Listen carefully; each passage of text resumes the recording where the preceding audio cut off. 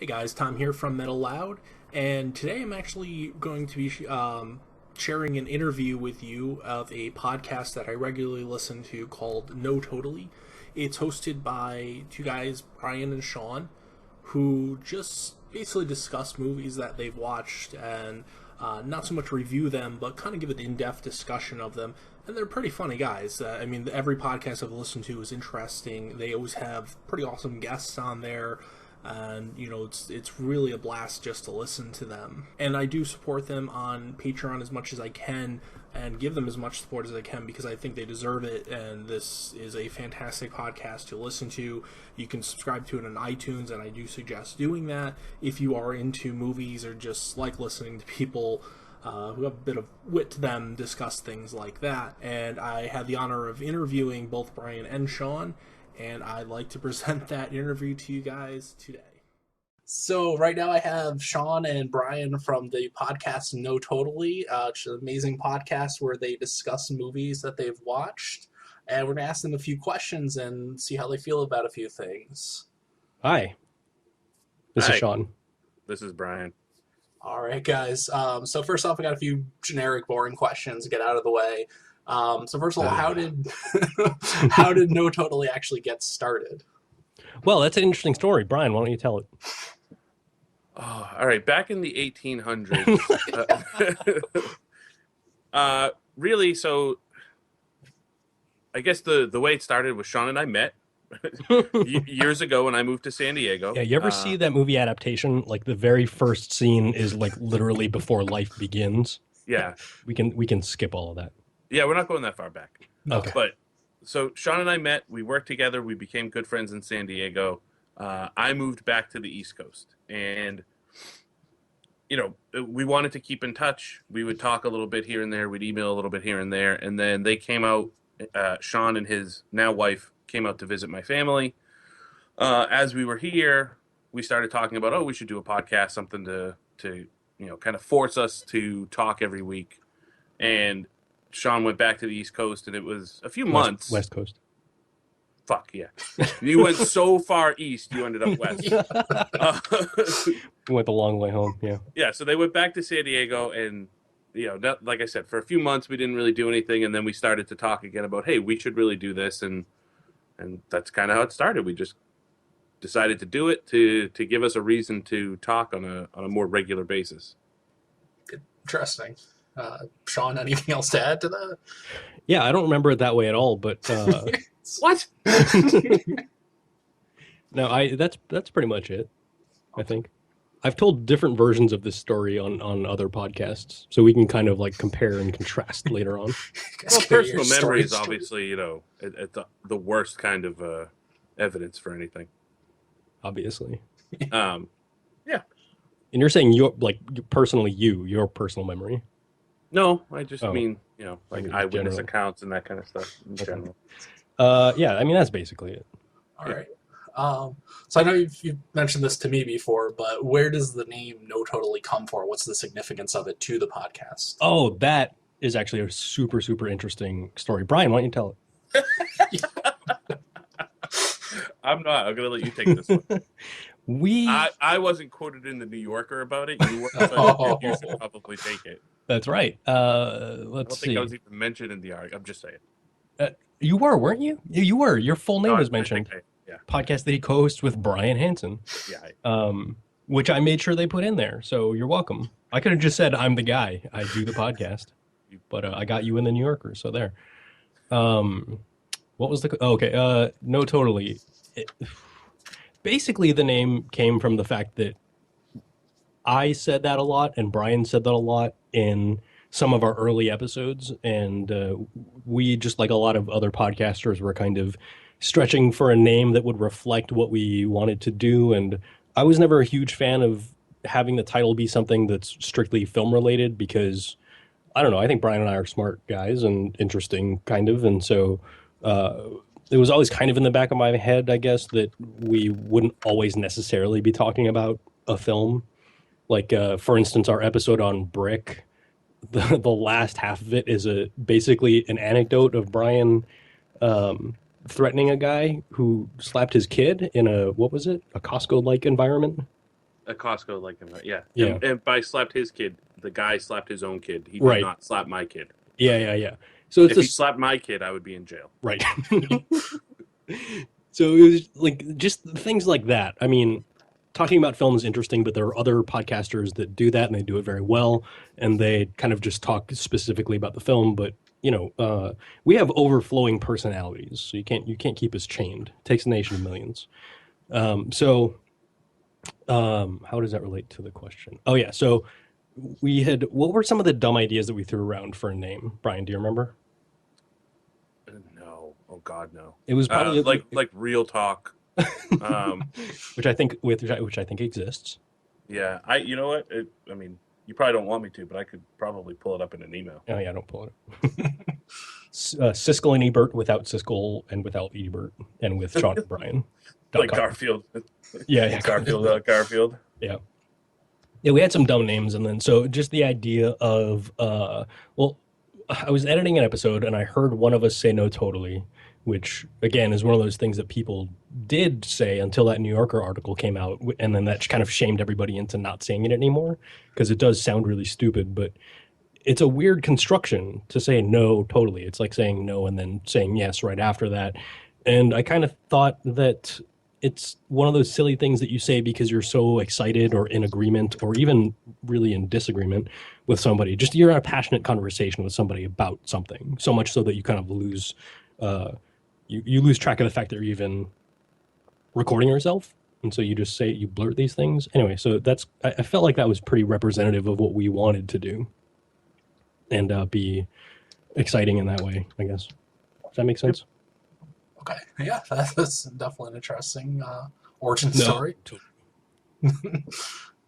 So you guys mentioned that when you talk about when you describe the podcast, say it's a discussion and not a review. So how come, why do you choose not to review a movie? Why is it more of a discussion, you would say? Oh, yeah. Brian. I love how you keep throwing it to me. Actually, I would say that we do review the movies. I mean, we do typically give our opinion on whether or not we feel the movie is good. I disagree. But, well, listen to the episodes. We do. But I guess in my opinion, a review is more of something where you read it to see if you're going to watch the movie to like sway you to that opinion. Whereas we don't, like we're really upfront about the fact that we don't care about telling people what to do. Right. Yeah. Yeah. So anyway, yeah. We can disagree about whether or not that's a quote unquote review, but yeah. Yeah, I guess we're playing a little semantic game there. But yeah, it was more important to us to just talk about what we get out of the movie. Because like Shaun said, if you look up movie review podcasts right now, there's probably hundreds of them. So we're trying to set ourselves apart a little bit. We're not as funny as the funny guys are. I'm not as well versed in film speech as the more technical podcasters are. Me neither. So we kind of figured, you know what, our happy medium is let's just talk about what we got out of the movie, what we see in the movie, and whether or not we like the movie. But let's not sit here and say, oh, the characterization was poor, but the plot was fast-paced and engaging, so I give it 3.5 stars. That just seemed a little boring. Yeah, there's a lot of ways to get really context-free information on the internet. I think that's the thing that the internet is the best at delivering. And so, especially if it's a podcast where you can't really skim, a blog page or something you can skim. A podcast is a little bit more demanding. So I think that what we've done is put ourselves in a situation where, like, we're really forcing ourselves upon our listeners. Egomaniacally and without regard for their safety or sanity, and I think that's a good. I think that's something to strive for, kids. Yeah, I mean, you guys are at least engaging when you do that. I mean, it's not it's not just like dry or boring or anything like that. You guys do at least keep it interesting. Thank you very much. Yeah, that's the worst. That's the biggest sin, right? Is being boring. So right. That's hopefully what we try to avoid. Yeah. Well, I mean, besides the fact that your podcast is an absolute failure, 100% because of Shaun, according to that iTunes review. You know, We found him. We found the guy that wrote the did review. you find? He's got it like right on the tip of his tongue. I think this is the guy. Oh my god, that was probably the best review I've ever read for Oh yeah, anything. it is the most in-depth interview. I asked my therapist not to listen to the podcast, but apparently she didn't listen. No. Oh, How many episodes had we released at that point? 20 something. Was it that many? I felt no, like no. it was only like a handful. We launched at launch. We had 23 episodes already posted. That's kind of the weird thing about it. No, that's so yeah, we had only posted like 3 or 4 new ones as of the time that review came out. Well, I mean, apparently he wasted hours on it, so Yeah, exactly. you know. Hey, that's fine. I hope he's still listening and hating every minute of it. Me too. Oh, that's the best. I love whoever that person is. I still love you. Well, then, speaking of that, one of the questions I want to ask is, so how do you deal with like criticisms of the show? Do you ever get? I mean, you seem to be pretty popular, but do you ever get like criticisms from people and things? Brian. That's a great question, Brian. I actually have not that I know of. And that's not to try to be like, oh, I'm awesome. People don't really write us emails, even though I ask for them. It's true. And the only really nasty negative review, it called out Shaun. I mean, there's no other way to put it. And as we discussed, I believe before we started to record, I'm not active on Twitter. I mean, I go and read our Twitter page. So I see when I'm being called a racist and that kind of stuff. But it's a good assumption that that's just always happening. Yeah, but that doesn't bother me because I at least hope most people mean it in jest. Oh yeah, we're joking. So yeah, I honestly haven't dealt with it, which I think just proves that we're not that popular. All right.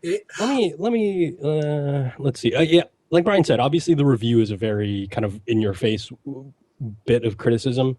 I get criticism sometimes because sometimes I don't have a great filter, and I'll, let's say, go on Twitter and let's just say, for instance, call out other podcasts for bad quality audio or completely brainless discussions that have nothing to do with anything, or offensive content in the sense that it's dickish. And then I might get some criticism back at me, which is fine. You kind of expect that if you're going to call someone else out. And you shouldn't call other people out. There's not a huge reason for that, except that it's fun for me sometimes. But I do get people that are my friends, quote unquote, will like text me about things that they thought were less than stellar in certain episodes. And yeah, so it's the people that I'm close to. At the beginning it was like, oh, you're doing a podcast, okay, because I think in their minds it's like, okay, you're gonna do like 3 episodes and you're gonna forget all about it, and I'll wait it out and never listen to an episode because that's how people are with podcasts. And then when you've done like 20 more episodes, they're like, okay, he's still doing it. I might have to listen to it at some point because it's getting awkward to keep saying that I don't know what a podcast is every time. And then it gets to a point where they're like, oh, I listened to it and it's actually not that bad. That's good on you. And then it gets to a point where it's like, well, now I've listened to every episode and here are all the things that you could be doing better. And so I do get that occasionally from my close friends. And no one I know listens to it, so I get nothing. Yeah. I'm very pushy though. I'm like, like I make it a point to, and I probably see my friends in real life less than you do, Brian. Yeah, I don't see my friends a lot. Oh, maybe we see our friends very infrequently, but like we had a fantasy football draft. Was it this past week? Yeah, last week. Yeah, last Sunday. And you had a bunch of people over, and I didn't hear you mention our podcast once. Yeah, I don't. Yeah. You're a bad promoter. I am pretty bad about it. Yeah. So I think that's why more people I know listen to it, because I'm just on their ass all the time. Like, well, it's not fun being my friend. I've had my mom and my dad both ask me what is a podcast, and I've told them both, don't worry about it. I say some things, I don't need you to listen. It's fine. Yeah. But yeah, I've actually got people at work that listen to it, and most of the time, they will, if anything, just kind of disagree with my opinions. Yeah. I don't get a lot of you guys should do this, you guys should do that. Yeah. Sometimes we get movies suggested. And I'm not calling out Mark. I'm actually talking about people who listen to the show. I've had people at work say, "Oh, have you seen the movie? I don't know. Have you seen Alien Encounters?" And I'll say no, and they're like, "Oh, it's pretty cool. You should check it out. Maybe you might want to do an episode." But that's pretty much all I get. Yeah. Okay. I get, just to clarify, no one ever says anything bad about you to me. It's always stuff about me. Yeah, that's because I'm cool. Yeah, apparently. Very chill, very relaxed. You are. Definitely. All right. So, if for each of you, if you had to hazard a guess, how many movies would you say you have seen in total? Oh, wow, that's a good question. That. How, like, I don't think I've ever tried to like quantify that. So I don't even know, like, I don't know what number would be considered big or average or whatever. Well, all right. I'm going to try to do some quick math. I'm terrible at math, so that should be fun. I'm 38 years old, so let's say I've been watching movies since I was 8. Just have a nice round number. So 30 years. Okay. Right? So that's 30 years times 12 months is 360 months. For a long time, I didn't have a life, so I watched a lot of movies. Now I have kids, so I don't watch as many movies. So let's say an average of 20 movies a month for 360 months. That's, what, 7,000 and something? Probably. Right? 7,200, roughly? Yeah.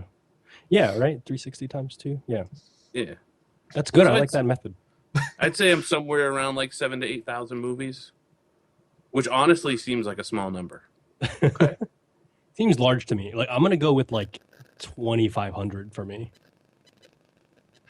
I've not seen a lot of movies. You still haven't seen E.T.? I've seen E.T.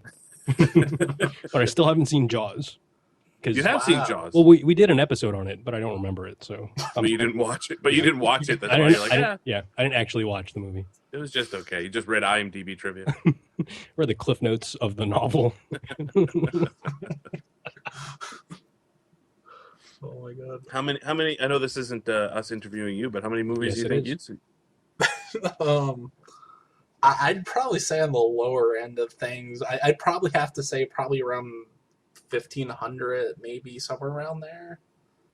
So you guys are movie people, you know this. So Richard Linklater did Dazed and Confused, or did I mishear that? He did. No, that's right. Yeah. Oh, okay.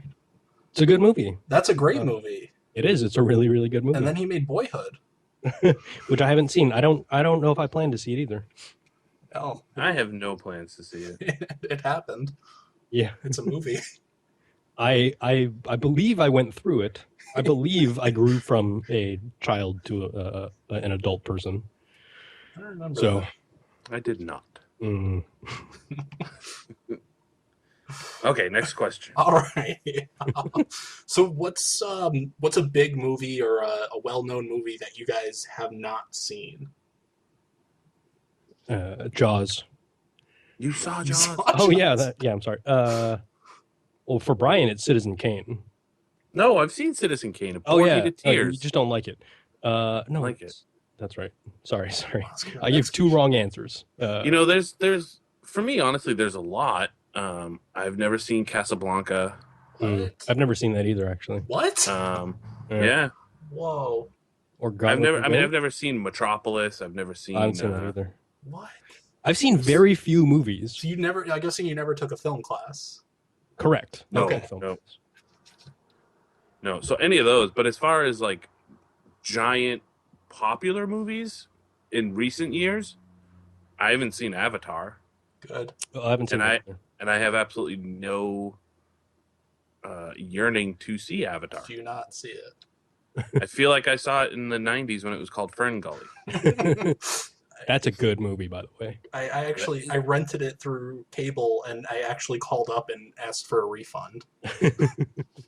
Yeah, it Awesome. looks bad. I've seen bits and pieces of it on TV, and it just doesn't look good.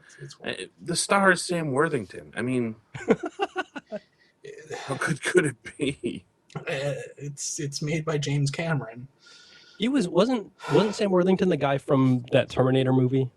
Yeah. Yes, yeah. He was pretty good in that. Terminator Genesis, because he was acting like a robot. No, it wasn't Genesis. It was Salvation. Oh, Salvation. Sorry. There Salvation. we go. Yeah. McJ.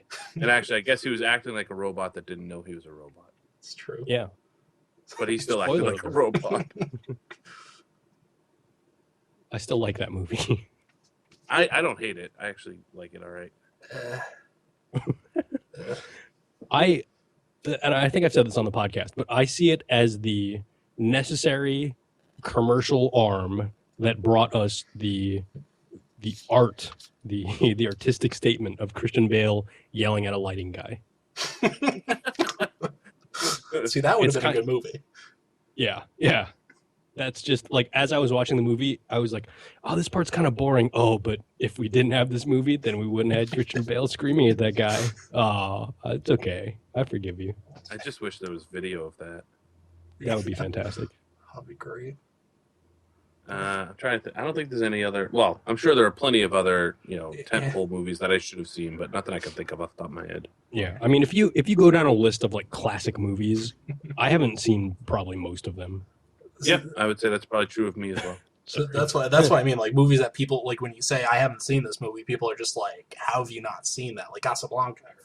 Mm-hmm. Well, I guess it depends on who you're talking to, right? If I'm talking to a film student, right, and they start talking movies, there's going to be an awful lot of them that I say, "Oh no, I haven't seen that. I haven't seen that," and it's going to shock them. But if I'm talking to a normal person around my age, no, honestly, like most of those movies I've seen, right? I've seen E.T., I've seen Jaws, I've seen Teenage Mutant Ninja Turtles. Like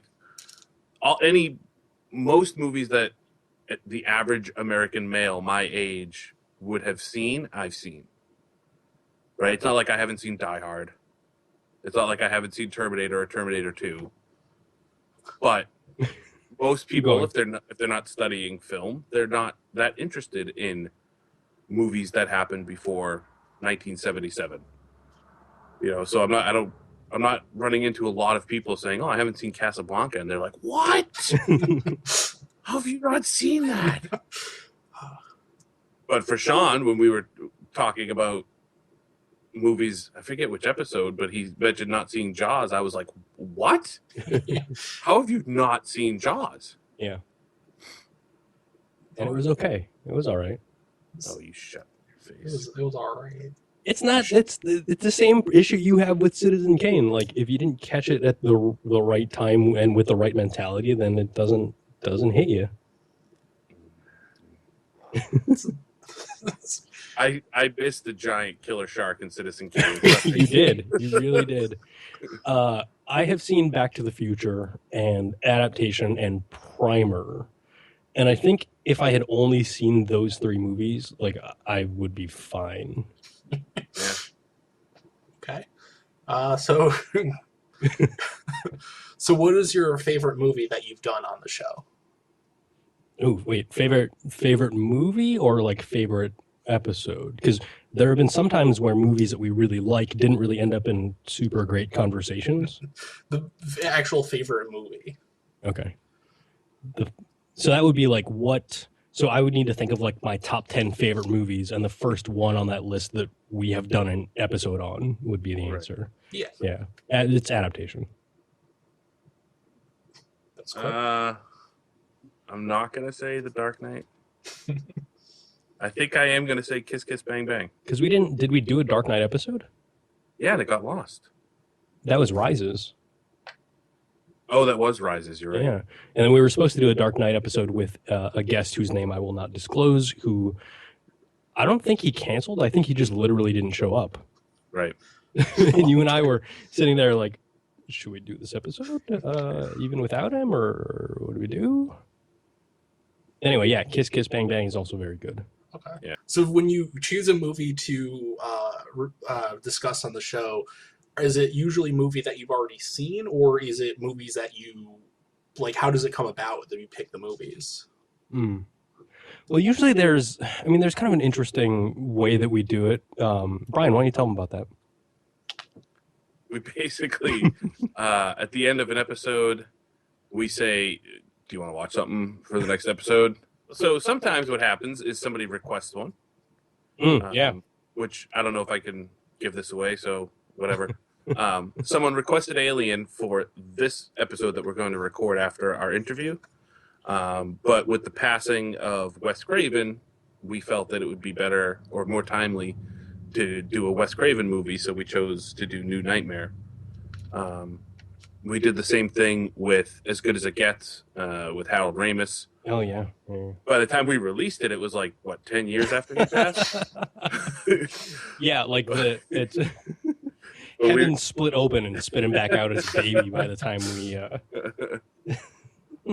And for a while, we have a Google Doc that we shared that we had a list of movies on, and we were working our way through that a little bit. That's kind of gone the way of the dodo. Well, it's funny because the reason why we don't really use it anymore is because you look at it and you're like, wow, we were excited to see some really interesting things in 2013. Like, it was just stuff that, like, came out that month, and we're like, oh, this would make a good episode.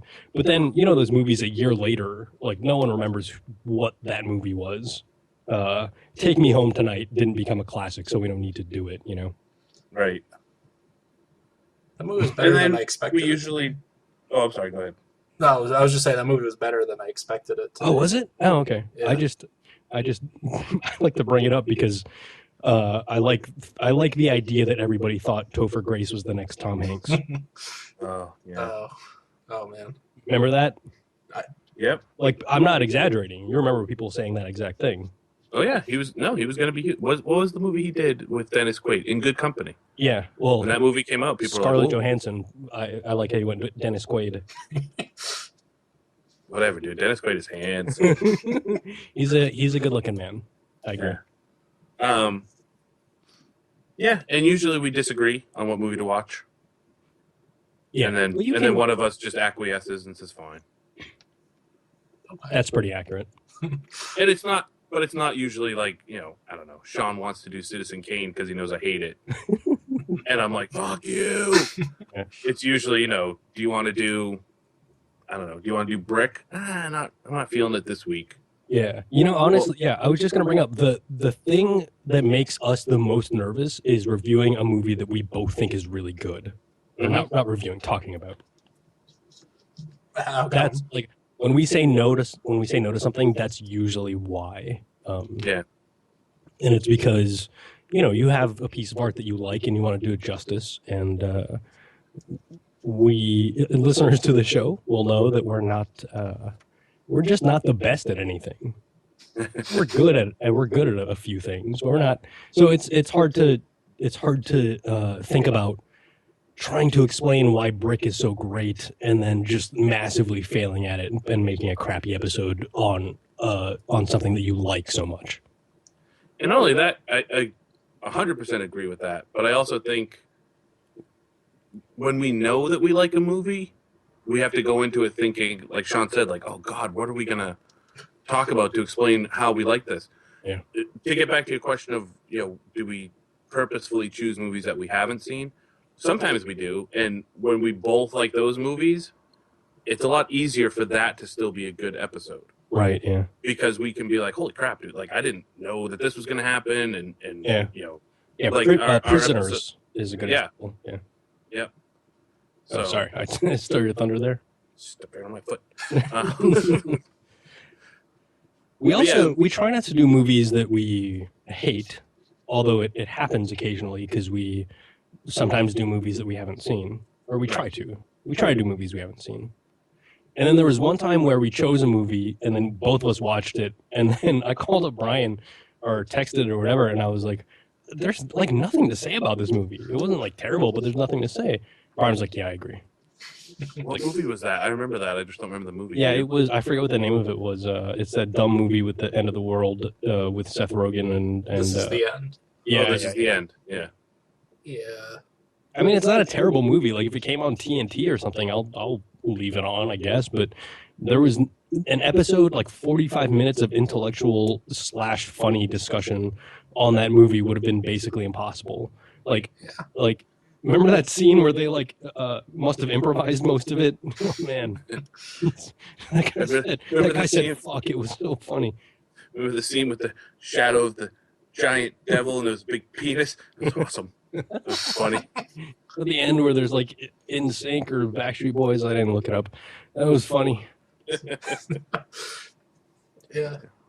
But I do like using the show as a way to watch the movies that I've had on my list for a long time. Oh yeah, that's a good point. Yeah, That's good. So when you guys are getting ready to discuss the movies, do you like take any notes while you watch the movie? Do you like wait till the end of the movie, collect your thoughts, or is it kind of just all just off the cuff? Well, there was one episode we had where I made this huge deal about how we're not supposed to take notes because we're supposed to be like off the cuff and funny and that kind of thing. Mm-hmm. Is that right, Brian? Is that accurate? There was an episode of that. Yep. Okay. And then I think the next episode we all took notes. Yeah, I was gonna say I think I've been taking notes ever since that episode because I was editing that episode and I was thinking, I remember the mindset I was in when I was saying that stuff, but then removed from that mindset when I was editing it later on, I was like, okay, when I said taking notes is not a good idea, I thought we were at a funniness and ingenuity level of like an 8. And now that I'm editing and now that I don't have the adrenaline of like recording and stuff, I realize it's more like a 2. So we gotta maybe do something different. That's harsh. I would have said 4. 4 is like the max, I think. My confidence is always lowest while I'm editing because I'm always like, we've fooled the public into thinking that we can make something that makes halfway some kind of sense. We've fooled them for 76 weeks now, and this is the week, based on the raw audio that I'm trying to shape into something that's not a piece of shit. This is going to be the week that everyone's going to find out that we're actually just idiots and not entertaining. Well, that's because you have to edit out all the ums, ahs, snorts, burps. That's very little of what I do with our episodes, which is good. Like we've both gotten a lot better at it. The raw audio from our Inception episode is probably like, it's one of those things where like I don't want to listen to it because I'm afraid it'll be like the recording of the Necronomicon in Evil Dead. like the guy will just like the earth will just split in 2 and things will start coming out. It's not good. We've gotten better at that. We have.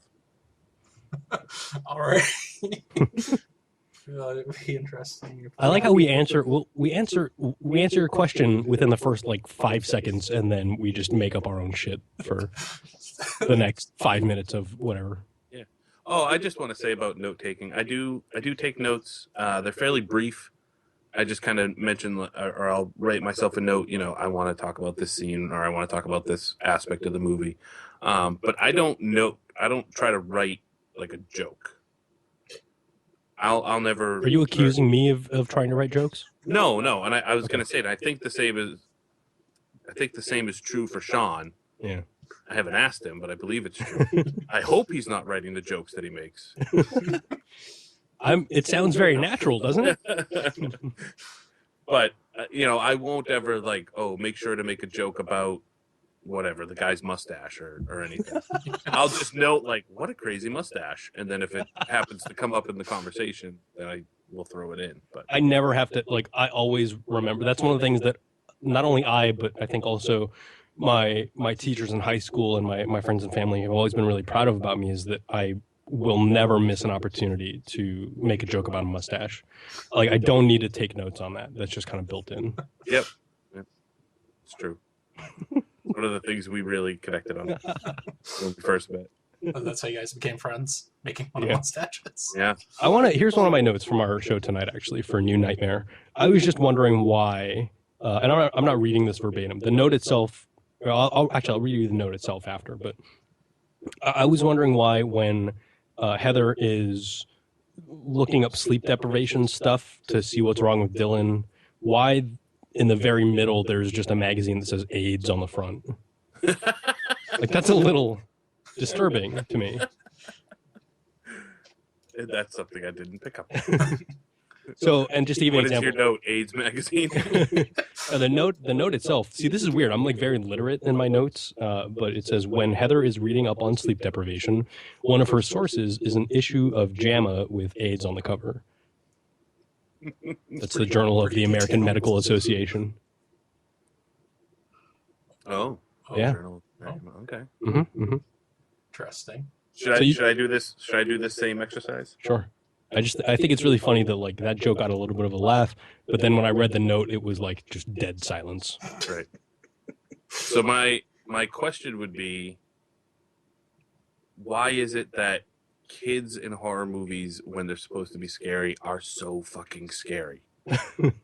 Like, they're true. so That's a tiny, really good and point. I could pick that kid up and toss him 100 yards, and yet he's freaking terrifying. Yeah. When he never sleep again. Well, that's something. Never sleep again. That's something Like, I want to talk scared the about. shit out of me. It's actually that specific kid though. Usually, yeah, because he's Same. terrifying in Pet Pet Sematary. Cemetery. Yeah. He's terrifying in this movie. Although all the kids in Children of the Corn creep me the hell out too. Yeah. But we can also, I'm sure if we put our heads together, we can think about some kids who are utter failures at being scary. I'm sure. Yeah, I'm sure you're right. But so my note is, Miko Hughes nearly made me poop. Wait, that's the opposite then. Your note was funnier than the way that you said it. I thought the way I said it was pretty funny too. Actually, yeah, the throwing a kid 100 yards is a good. We call that a word painting in radio. I mean, that kid is tiny. He is. But when he taped the knives to his hand and that, But it's probably because like the whole innocence of children thing. Like we don't expect that to come from a child or something, but it happens. like Sean said, I expect it to come from him. Did you see him in Pet Cemetery? Yeah, that's true. Yeah. Did you see what he did to Herman Munster? It was horrible. Oh my God. Still one of the best kill scenes ever. Oh, best or worst, depending on your viewpoint. Absolutely best. All right. All right. So, well, I guess it is safe to call out some of your guests then. So, who would you say is your favorite guest that you've had on? Oh wow. Yeah, I don't know. I feel like I shouldn't answer this question. But I also like what's pulling on the other side of me is the fact that I love this idea of like radical honesty and like not giving a shit. Well, see, I think you should answer it because just because you have a favorite doesn't mean that you have anybody that you hate. Yeah. Right? It's just one person has been your most fun person to speak to. Yeah. I think it's a tie between. I think it's. Oh my God. Well, this last episode, I had Grace Porter from Audiences Everywhere, and she brought a perspective that no one else really had previously on other shows. So that was really fun. My Twitter buddy Shannon at Plenty of Alcoves is awesome, but if I said that she was my favorite, it would be because we talked for like 2 hours before and after the actual recording because we're buddies. So I don't know if that counts. I think someone that we had on pretty much sight unseen, like we didn't really know them beforehand, and they came on and they really like just instinctually understood what the show was about and really enhanced the show by their presence would have to be Diego Crespo. I think that would be my answer. But I also love Nate Ruger. Hard not to love the guy that was on Tiny Toon Adventures. Yeah, as you're saying these names, I'm thinking to myself, I was on that episode. Yeah. I was on with Nate. I was on with Diego. We already discussed that. But then I was thinking, I was on with Ben and Deanna, sorry. Well, I'm not. Yeah, they were great too. I'm just going back to when you said I didn't talk to people. Well, I didn't name any interview subjects No, that's true. because I don't think that counts. So my favorite guest, I actually agree with Sean, is Diego. But that's only because I haven't been on a lot of them. interview episodes. Yeah. I don't think the interview subjects count. Like I couldn't name a favorite there because they came on to discuss like themselves. So that's I guess even some of the most recent ones that you've had with like Grace and the girl you had on before her, whose name I can't remember. Shannon? Yes. Yeah. Yeah. Yeah. Yeah. Yep. Yeah. Mm-hmm. Okay. Interesting. Just had a flashback to the Family Guy bit with Brian Gumble. That's right. Sorry. See, for a little while there, that would have been the shortest quote. Yeah, but that's not a movie quote. Yeah, well, that's a quote. It's a TV show.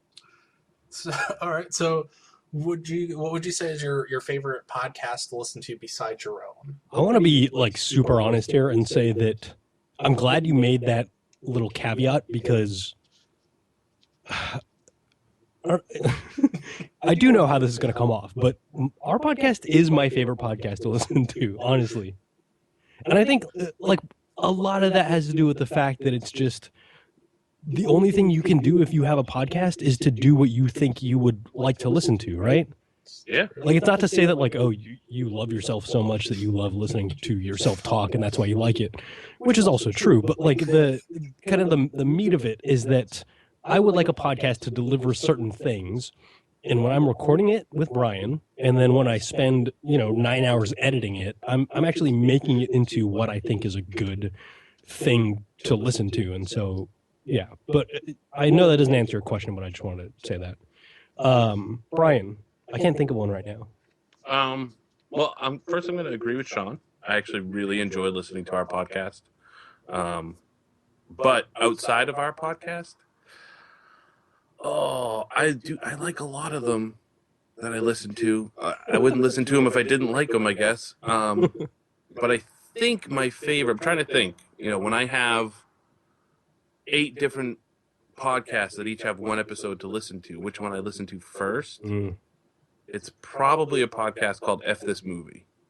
Oh, really? Yeah. Were you listening to that before we started ours? Yes. Oh, okay. Yeah. That is a great podcast. Yeah, I like them. And one of the reasons I listen to them first is because I like the opening, whatever it ends up being, 10 minutes can sometimes be a half an hour, where they just talk about what they've seen lately. I don't know. For some reason, I really enjoy that part. It's weird, but I do. Sounds like you like them as people. I feel like I would. Yeah. What are the names of the guys on there? Well, there's quite a few, but the guy who hosts it very consistently is Patrick Bromley. Oh, yeah. He follows us on Twitter. Yeah, and then there's Seems JB, like a nice guy. Yeah. Adam Risky and Heath Holland, and they have a bunch of different Okay, people. I didn't ask for a fucking list of the population of the United States. All right, you can just shut the fuck up. So now I like Harmontown. I think that's a really great podcast. There's no structure there, and it's nothing like ours. But I'm a big fan of Community, and Dan Harmon is the creator of Community, and it's good. Let's see. What else do I'm just going to say Video Negative again, because I still love those guys. Like, every time I've been asked on podcasts what podcasts I listen to, I pretty much always say those guys.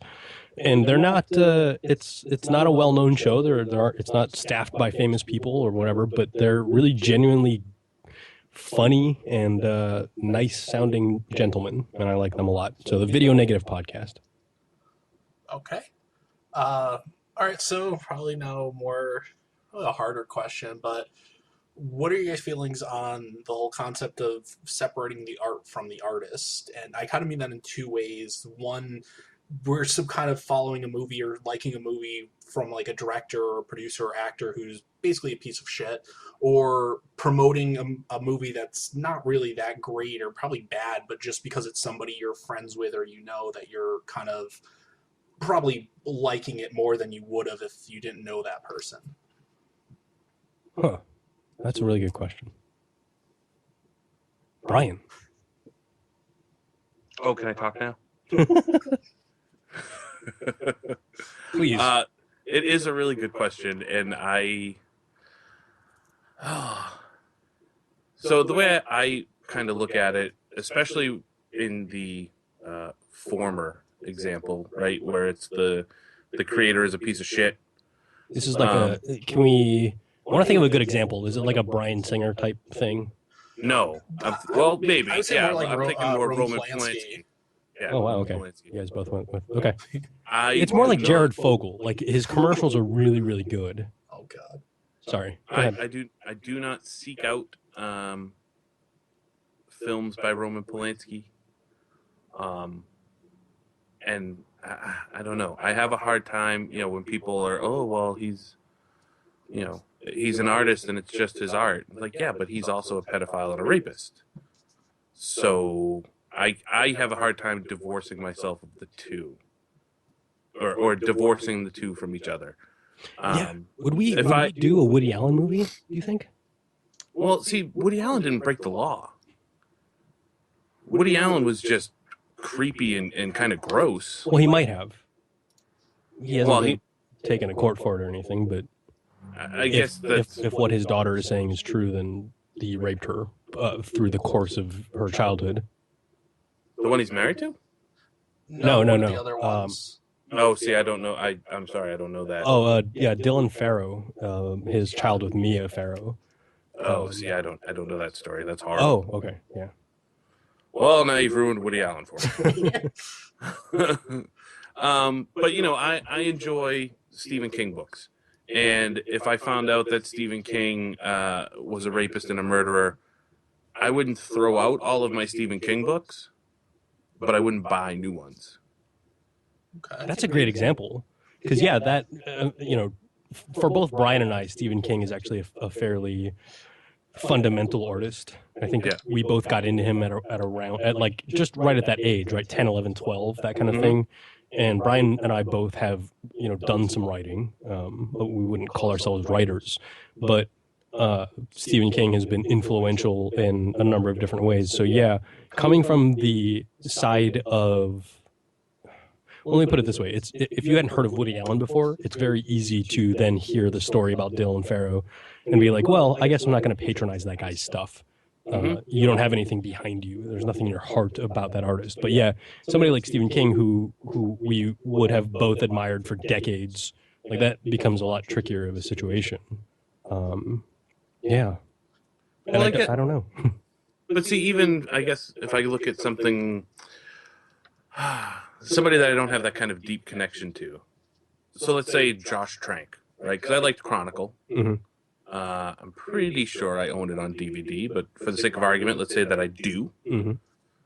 If I find out that he has done something like that, like I'm not going to throw out Chronicle, my DVD. Mm-hmm. But I won't go to another Josh Trank film ever.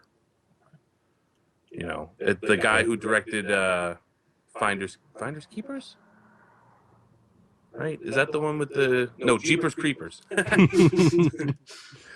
The guy who directed that, he has had a lot of accusations thrown his way of pedophilia and doing certain things on set that you shouldn't be doing and that kind of stuff. And so I don't see his movies. I don't know. Hitchcock, by all accounts, was a jackass. Orson Welles was an asshole. Those two filmmakers in particular, I have learned a lot by watching their movies, and I can't discount what they did artistically because they were dicks.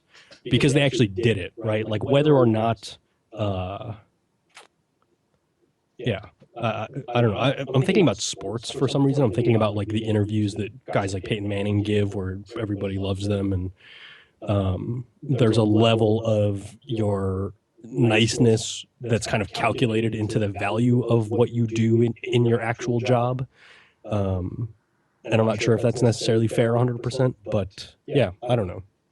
I think it's easier to be put off of somebody because they're a dick, even though they're good at their job, than the other way around, if that makes sense. Like, I don't like watching, is there an actor that I don't like, Brian? Leonardo DiCaprio, probably. Oh, yeah. I don't like watching him that much, but then if I saw interviews where he was like a super nice guy, that wouldn't necessarily like make me want to see all his movies. But if I saw one interview where Chris Pratt was like a complete ass, then I might not watch as many of his movies. So, that I guess that's the closest I can get to answering. Is like one way is easier than the other. Okay. Yeah. And as far as I go just ahead. wanted to say, as far as the second part of the question, yeah, I'm really pushing people to go see the remake of Point Break because my friend is in it. What? And I think he's got like a bit part as airline pilot. Oh, really? Yeah. I didn't know this was actually true. Oh. Yeah, my friend Seamus is in it. Oh, that's right. Yeah, Seamus. Yeah, but I say go see it. And then right to the studio and say this movie sucked balls, but that pilot was awesome.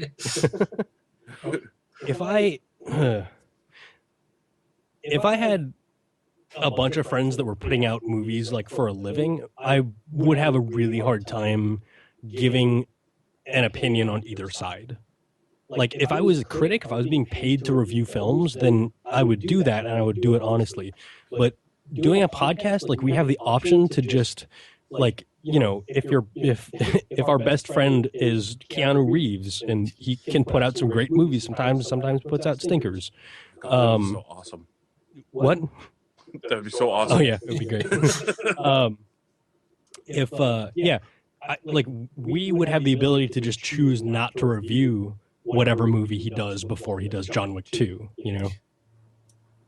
I think that's how I would handle it. Like I wouldn't be like, just because we're friends with these people, we need to review their movies specifically so we can show how honest we are and like tear them down when they make stuff that sucks. Like I don't see any huge purpose in that. Do you think your opinion on something changes because you know somebody? Like, do you think you're willing to excuse things you might not otherwise just because you are friends with somebody or you do know somebody who's in it? Yeah. I'm willing to go see the remake of Point Break because my friend is in it. So yeah. All right. Because otherwise I would stay the hell away from that movie. And I'm still going to stay the hell away from it. Yeah, he's not your friend. I get it. Yeah, exactly. It's like 1 degree of separation. I can't. Yeah. Yeah, can't do it. There was a ska band called Save Ferris. Oh yeah. I worked with also, and I wasn't a huge fan of their music, but some of the guys in that band were so cool that I'm like literally still friends with them to this day. And I still listen to the band. I honestly don't think that I would have any of their songs in my iTunes if I didn't know a couple of them. So I think that answers that question. Yeah. Yep. So what would you say is your favorite music to listen to, favorite bands, favorite genres? Oh, Brian, I want to hear this from you so bad. 80s rock. Specifically John Bon Jovi, right? Not specifically Bon Jovi. There's a couple of Bon Jovi songs I really like. But anything, Journey. You're like the oldest old man ever. Like the oldest 38-year-old ever. Yeah, I don't listen to a lot of music from now. Every once in a while, I'll the kids are accidentally listening to. every once in a while I'll accidentally catch a song and be like, "What the?" Although actually, this is not anything to do with answering your actual question, but my wife and I were driving the other day listening to one of the local pop stations around here, and I was like, "Oh, what's this song? This is kind of good." And "Oh, what's this song? This is kind of good." And we were just discussing that music. The pop music now seems to be a lot better than when she and I met 10 years ago. And we were like, "Oh my God, what is it? Turn this off. Turn it, whatever this is, turn it off, turn it off, turn it off." 2005 would have been what? Yeah, what was the pop music that was coming out then? That was like full on Britney era, wasn't it? I feel like it was a lot of Britney, a lot of boy bands. I don't know. I just remember it not being good. I didn't listen to it, so I don't know what it was. But yeah, I mean, I like all kinds of music, and I know that's everybody's answer. I really like all music. Yeah, I gave Brian a mix CD like 12 years ago that had a number of like indie bands and stuff. And to his credit, he was like, "Oh, I like this," and he was able to like name the songs and stuff. Yeah, Blue by the Jayhawks. Yeah, you Jayhawks. love that. You like the Dismemberment plan as well. Yep. Which makes you cool. And I liked Ugly Duckling. Einstein's breaking off Einstein. Yeah. Did I say break it off? I meant take it off. Taken off. Einstein's taken off. Yeah, but my favorite is probably like late 70s, early 80s rock. Interesting. My favorite band is probably The Who. So I listen So I listen to The Who a lot. I thought it was the band. The band The Who. No, I thought your favorite band was the. That's two different thes. Yeah, the. Yeah. And but I don't know. I usually like one band at a time, and I just get super, super obsessed with them. I have had the great fortune of interviewing two of my favorite musical acts of the past, like, 10 years for this show, and that would be Jukebox the Ghost and Jenny Owen Youngs. And I still listen to both those bands daily, probably. And let's see.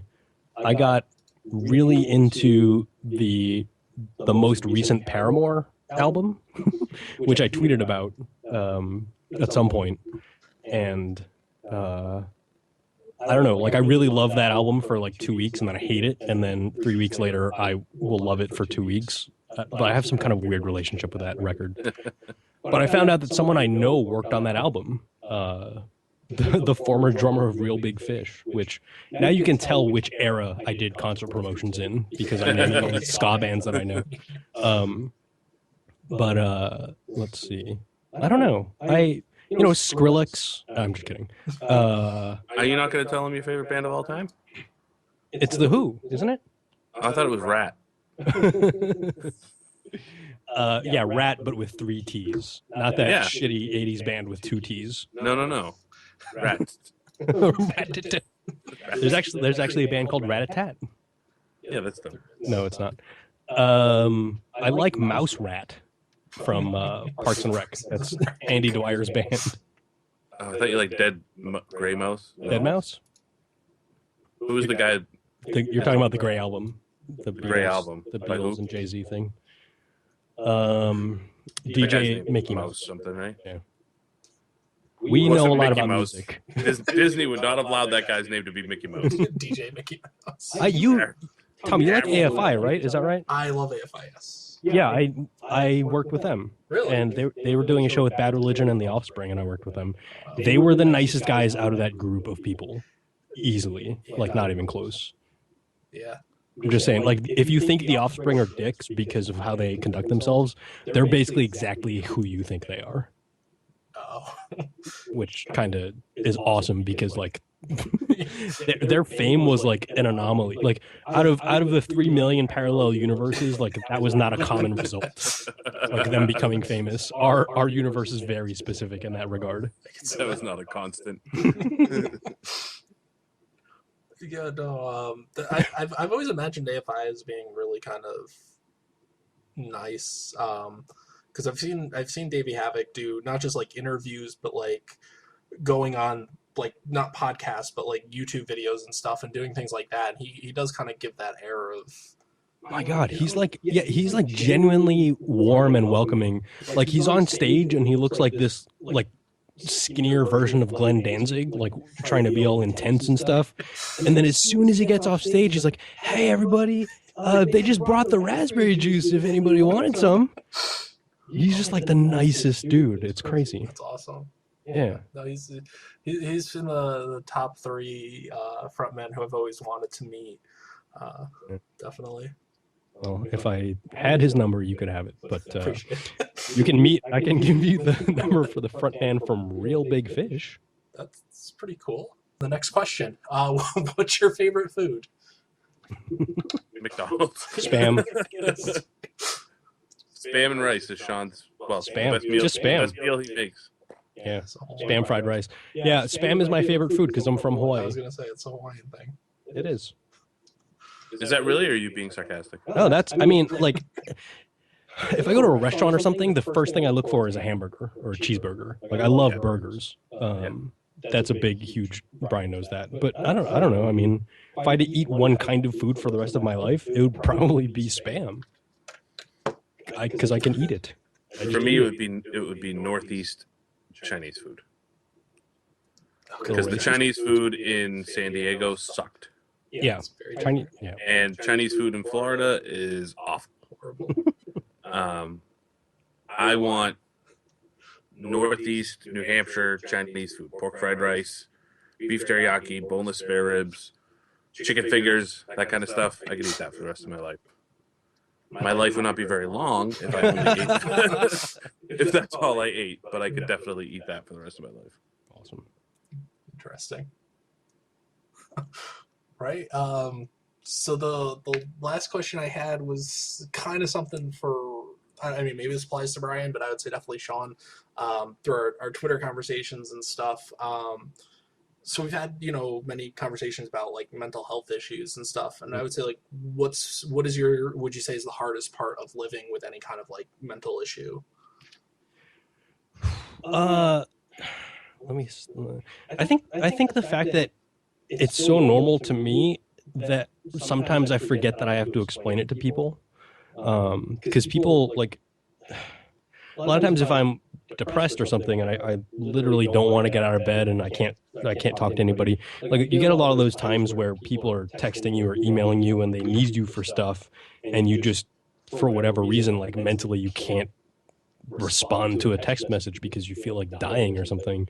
And the first time that happens, usually like I'll either just lose that friend or I'll end up having to explain it, and it's just embarrassing because you don't ever end up explaining your depression to someone while you're depressed, right? You always end up explaining it to them when you feel fine. And so what you're doing is like telling someone about these feelings that you're disconnected from in a way. And you hear yourself saying all these things and you're like, I don't blame this person for thinking, why didn't you just get out of bed and respond to the text? That seems like an easy thing to do. And like in your head, you're like, yeah, it does sound really easy right now. But last week it felt like the world would end if I did that. So yeah, I think just for me, I don't think Brian really, do you have any, Brian doesn't have issues. He's fine. He's a normal human being, unfortunately. Yeah, pretty much nailed it. But yeah, for me, it's remembering that I have to explain it to people is the hardest part. Besides the illnesses themselves, because like being depressed obviously fucking sucks. Yeah. But yeah, outside of that, it's remembering to explain it. All right. For me, it's remembering that Shaun has to remember to explain it. All right. Actually, can I say like having to record a podcast every week has actually been great because Brian is, as we've said, Brian's a very close friend of mine. He doesn't know or have to be involved in any of that stuff. There are sometimes when I come to the microphone and I have been depressed for a week, and the way that Brian and I get along and communicate, it's really easy for me to just like shed that stuff and record an episode. And 99% of the time I feel better afterwards. So, yeah, it's having an appointment to actually speak to somebody that is easy to talk to and pleasant to get along with actually is a really helpful thing. All right. But unfortunately, it's Brian that I'm talking to. Yeah, that's the shitty part. The worst Yeah. part. Yeah, when I said someone pleasant to talk to, I was talking speculatively. All right. That's about all I have. Is there anything either of you guys want to say? That's a great question, Brian. Shazbot. Come on, what's that from? No idea. Jaws? Is it from Jaws? Fuck you. Well, Yes. You kids are so young. Sounds familiar. It's from Mork and Mindy. Oh, yeah. That would be why. Oh, Mork and Mindy. No. That would be why I don't know it. Shazbot. No, the only thing I have to say is thank you. Yeah, thank you. This was a lot of fun. It is. Well, thank you guys. It was definitely a pleasure, and I love the podcast. So Thank you. definitely Thanks. keep them coming. We're a huge fan of yours. Thank you. You're welcome. Yeah, that's about all I got for you. And thanks for watching. We don't know how to end stuff either. I have no idea where things end. How come nobody knows how to end things? I don't know. We're not the only people. I've listened to other podcasts. They all struggle. Nobody likes to say goodbye. Yeah, we just never want it to end. So that was my interview with Shaun and Brian from No Totally, a podcast where they discuss movies. I left links down below to their sites, including their website and their Twitter account, as well as you can donate to them and support the show on Patreon. So again, thanks for watching, or listening in this case. If you have any comments, be sure to leave them down below and subscribe to the channel. Thank you.